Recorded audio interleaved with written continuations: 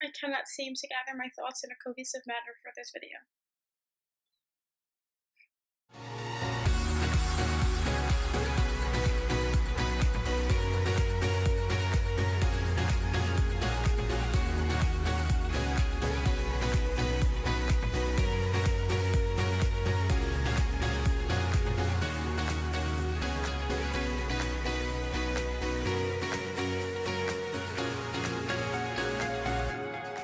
Welcome to Real Talk from my couch.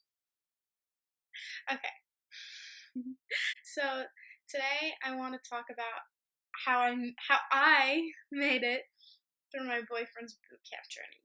But before I do that, I have two things to get out of the way.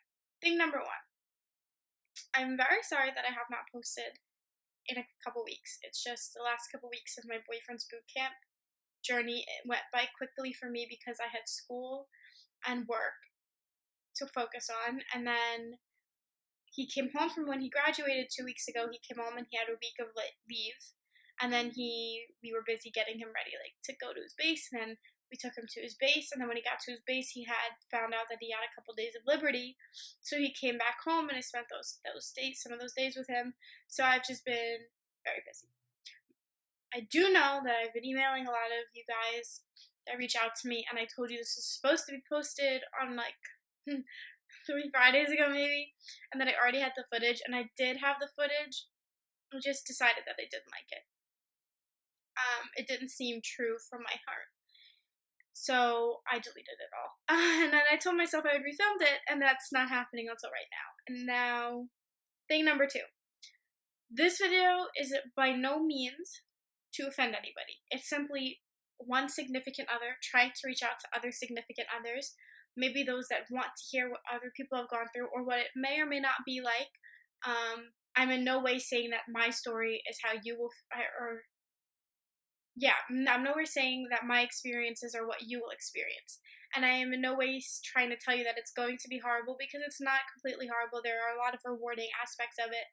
And I'm also not complaining, and I'm not feeling bad for myself, because I know that there's a lot worse in this world. Like, there's a lot of tragic things going on and other things plaguing society than people's significant others joining the military. I'm not trying to whine, but this does take an emotional toll on a person, and I am here to talk about that emotional toll that it put on me in hopes that maybe some of you guys can connect with it and find solace. So let's begin. When my boyfriend first left, I was a mess. I remember I spent the first 2 weeks wearing his sweater and wearing his hat and wearing his cologne, and I walked around like that shamelessly for 14 days straight. On top of that, I was not sleeping. Let me rephrase. I was not sleeping at night. I would go to lay down at like 10 p.m. and I would watch Netflix for like 2 hours on my phone, and then I'd put my phone to charge and I'd like try to fall asleep. Usually I'd doze off like fine.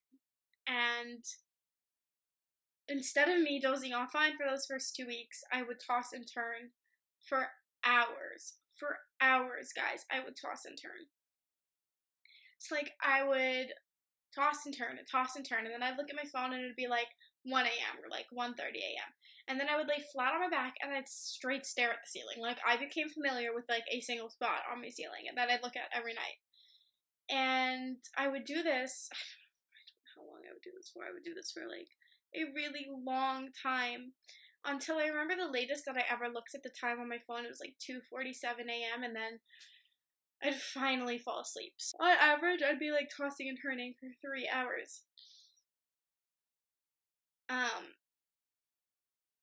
And then also during that 2-week period, I got very sick in school. I remember I was feeling really hot in class and my stomach was feeling queasy and I didn't know what was wrong with me. I went to the campus doctor. So it was so hot I literally couldn't sit in that class anymore. And she told me it was a viral infection. I could go home if I wanted, or I could go back to class and like dread it out.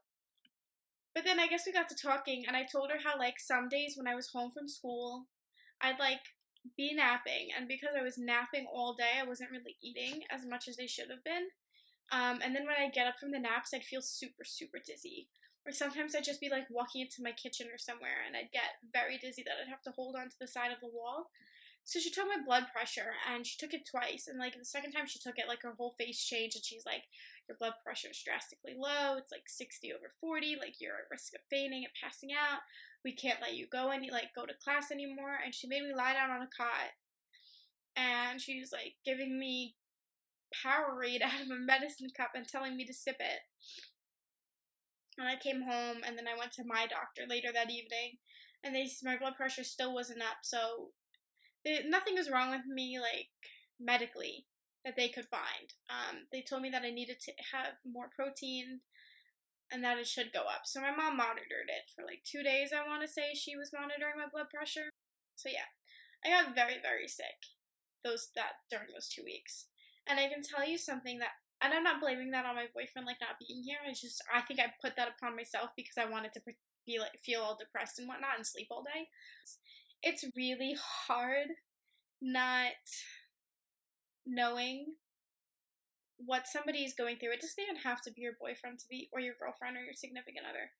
To be honest with you, it might just be somebody you talk to all the time. Like, going from having that person that, like, if something's wrong, you call them, or if something good happened, you call them, or it's like vice versa for them, they would call you, you know? When you can't do that with that person anymore, it sucks when you don't even know, like, how their day went or what they ate for breakfast. It's, like, really rough. Oh my god, I spent so many nights crying because I thought he was getting yelled at or picked on. I don't know. Just the things that go through your head when you don't hear from somebody that you love. But when I say that, I'm not even speaking as his girlfriend. I'm speaking as his friend of 4 years, because even if we weren't dating, I think I would still, maybe not as much, because I wouldn't have as much of an attachment, but I would still worry about, like, how he was emotionally feeling there, because I know a lot of it can break you down pretty bad. So I was constantly worrying about him and not knowing what was going on with him and his life. Horrible. It was really bad. My third week got better. I got letters from him, and then the letters kind of kept me going throughout his boot camp journey because they gave me a way to communicate with him. I write every day. Sometimes I'd write twice a day if, like, I had an exciting day that I wanted to talk to him about. And I don't know. I think I didn't have any more obstacles pertaining to boot camp, like how I dealt with it after that, because week 4 he had his midterms and I was all excited about that and his PT tests. And week 5 I had my university midterms. Week 6 he had on-base Liberty. Week 7 he had off-base Liberty. And week 8 he graduated. So after week 3 for me, because of the way our schedules worked out, everything went by relatively fast. And I'm eternally grateful for that. However, I did have days when I felt really low, that I would write letters that my mom would be like, "You can't send him those letters." Now I want you guys to understand something. I was not against my boyfriend joining the Coast Guard. I wanted him to join. I knew it would be a good thing for him. Military experience is always a great thing. He'll get great benefits. I was never against it. Everybody has a career path. I chose college. He's choosing the military. And if I love him, I'll support him. Because that's what people who love each other do. I never wanted him to not do it. But I think after he left, I held a lot of resentment towards him on certain days. Not every day. It's just some days I felt really bad. Because I felt like he had picked the military over me. Or like he had given our relationship up, because you have to realize there's a lot of things that you'll be missing out on. Like, I was sitting here on Halloween by myself. And I had spent years before, when I was younger, before I had a boyfriend, like, planning for, like, couples costumes when I did have my first boyfriend. Like, I could be Pocahontas and he could be John Smith, you know? So it was something for me to get through. I saw our friends that are couples on Instagram, like, going pumpkin picking or apple picking for the fall season, and I couldn't do that. And I began to realize how much we as military girlfriends miss out on when we take this path with our loved ones, because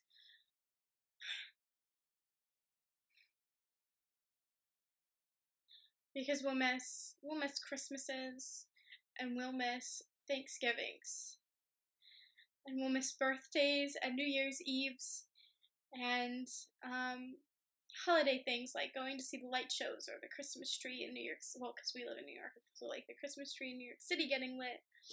Or how about Broadway plays or vacations, because you're not sure if you can always get vacation time, or I don't know. It's something that you definitely have to be committed to the person that you're seeing if you want to embark on this road with them, on this path with them. So like I know my boyfriend's is working 24 hours on our first Thanksgiving.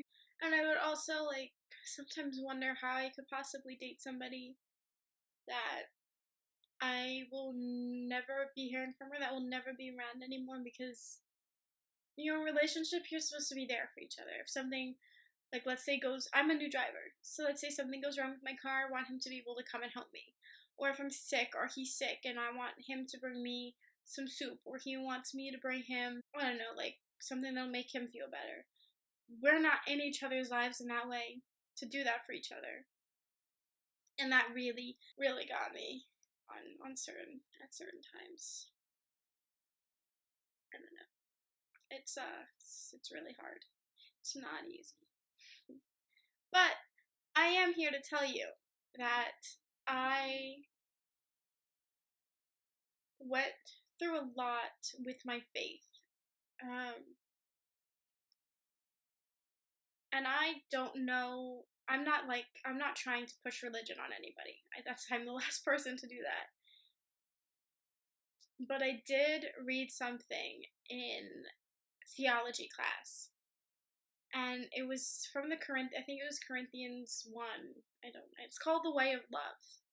And it begins to read as love is patient and love is kind.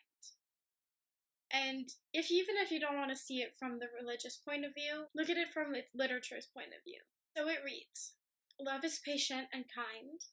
Love does not envy or boast. It is not arrogant or rude. It does not insist on its own way. It is not irritable or resentful. It does not rejoice at wrongdoing, but rejoices with the truth. Love bears all things, believes all things, hopes all things, and endures all things. Words have the power to move mountains. That got me. Everything about it got me. And anytime I felt low again after I read that, I would refer back to it and read it again and remind myself why I'm doing this. Deciding to take part in a long-distance relationship is one thing. Deciding to take part in a long-distance military relationship is something completely different. Because when your significant other is in the military and you are not, you have to understand that the military rules their life. That is their job. That is their responsibility. They decided to put down their life for our country. I could not be more honored to say that I am dating somebody serving our wonderful nation. But it's a very demanding profession. And they have to work long hours. They cannot contact you at all times, especially with the Coast Guard. When they sail out, they don't have service. They might not have Wi-Fi. So getting in touch with you is difficult. And you don't know how long they're going to be out on the water for. So it's a lot of alone time when you feel like you're not in a relationship, and you have to remind yourself you are.